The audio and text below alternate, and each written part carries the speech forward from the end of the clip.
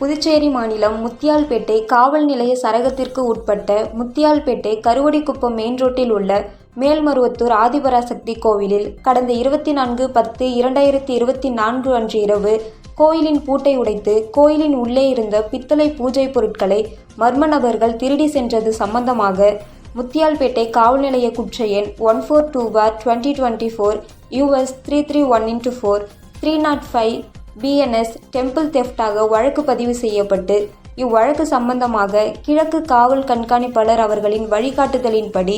முத்தியால்பேட்டை வட்ட ஆய்வாளர் திரு தனசேகரன் அவர்கள், உதவி ஆய்வாளர் திரு சிவபிரகாசம் அவர்கள், முத்தியால்பேட்டை காவல் நிலையம் குற்றப்பிரிவு காவலர்கள்